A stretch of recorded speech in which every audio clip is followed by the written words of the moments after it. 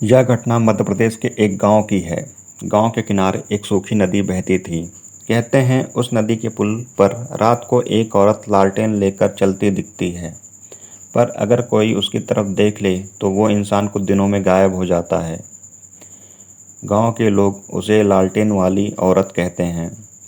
कहते हैं सालों पहले एक औरत का शव उसी पुल के नीचे मिला था। तब से हर अमावस्या की रात वो किसी न किसी को अपने साथ ले जाती है। एक रात गांव का नौजवान राजू अपने दोस्त से मिलने दूसरे गांव जा रहा था। वो पुल के पास पहुंचा तो देखा सामने कोई औरत धीरे धीरे चल रही थी। हाथ में लालटेन थी और उसकी लौ नीली थी। राजू ने आवाज़ दी, अम्मा इतनी रात को अकेली क्यों जा रही हो? औरत रुकी, धीरे से सिर घुमाया और मुस्कुराई, लेकिन उसके चेहरे पर मुंह की जगह बस एक काली खाली जगह थी। राजू वहीं ठिठक गया। लालटेन की लौ अब लाल हो चुकी थी। वो पीछे हटने लगा, पर उसके पैरों के नीचे की मिट्टी धीरे धीरे गर्म होने लगी, जैसे कोई नीचे आग जला रहा हो। अचानक वो औरत बोली, मुझे पहचान लिया? अब तेरा नंबर है। राजू की चीख रात के सन्नाटे में गूंज उठी। सुबह लोग पुल के पास पहुंचे तो वहां सिर्फ उसकी जूती और आधी जली लालटेन पड़ी थी। कहते हैं उस दिन से आज तक हर अमावस्या की रात को वही लाल नीली लौ उस पुल पर फिर जल उठती है। यह घटना राजस्थान के एक गांव की है। गांव के बाहर एक टूटा हुआ मंदिर था, जिसे लोग टूटा मंदिर कहते थे। वहां रात को कोई दीपक नहीं जलता, क्योंकि उस मंदिर में किसी का साया भटकता है। एक दिन गांव का लड़का मोहन अपने दोस्तों के साथ खेलने गया। शाम ढल चुकी थी, सूरज नीचे जा चुका था।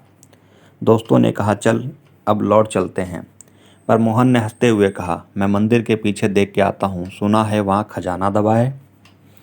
वो अकेले चला गया। मंदिर के पीछे जाते ही अचानक हवा ठंडी हो गई और सब कुछ एकदम खामोश।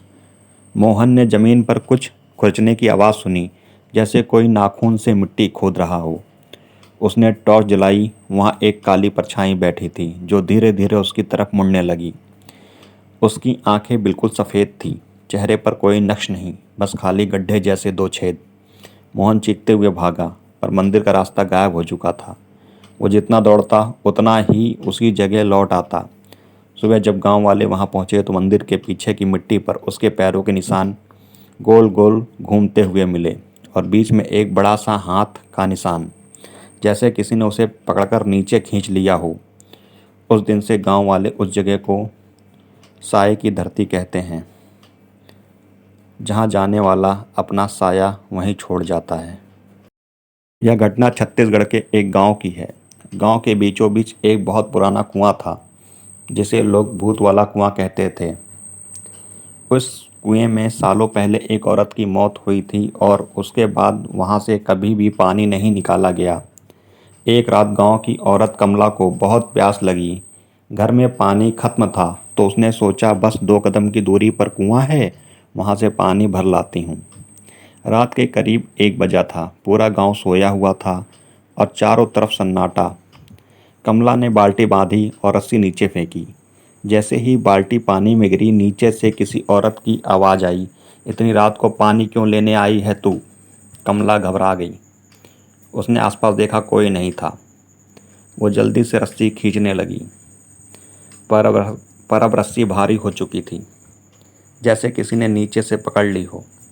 अचानक कुएं से हंसने की आवाज़ आई, धीमी लेकिन साफ, मैं भी प्यास से मरी थी, तू भी मरेगी। कमला की चीख पूरे गांव में गूंज उठी। लोग दौड़कर पहुंचे तो कुएं के पास सिर्फ उसकी चप्पलें और बल्टी पड़ी थी, लेकिन वो खुद गायब थी।